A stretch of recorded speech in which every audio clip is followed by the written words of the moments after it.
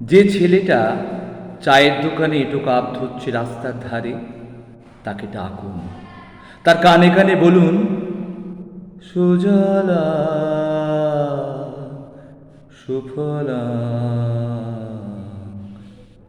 মালয়জ শীতলম। হ্যাঁ, বেশ সুন্দর করে বলুন। যে মেয়েটা চাকরির নাম করে বনগা কিংবা চাকদা থেকে রোজ সকালে ট্রেনে সেজে গুজে শরীরে আসছে, শরীর বেচে চাল ডাল নুন কিনতে, তাকে ডাকুন। তার কানে কানে সুরেলা কণ্ঠে বলুন, সার্থক জনম আমার, জন্মেছে দেশে।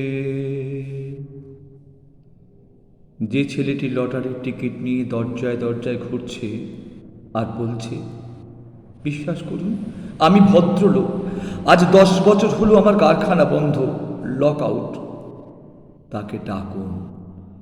তার কানে কানে বলুন, বলো বলো বলো সবে, শত বীণা বেনু রবে,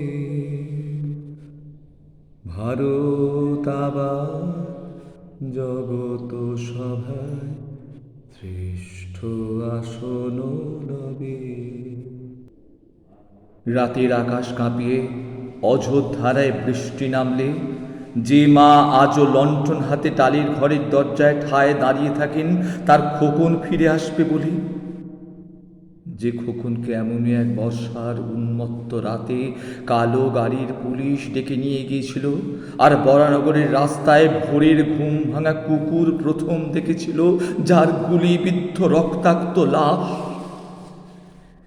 সেই মাকে ডাকুন। তার কানে কানে বলুন, হাম বুলবুলি হ্যায় ইসকি, ये गुलसिता हमारा हमारा सारे जहां से अच्छा। সবাইকে সব কিছু বলা শেষ হলে শুনশান শীতের রাতে 5 মাথার মোড়ে ঘোড়ায় চড়ে বসা সেই মহাবিপ্লবীর পায়ের সামনে ধীরে ধীরে এগিয়ে যান।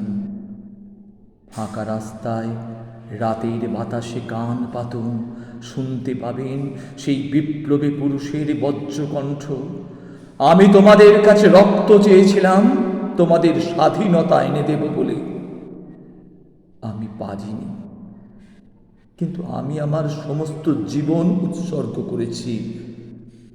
আর তোমরা তোমরা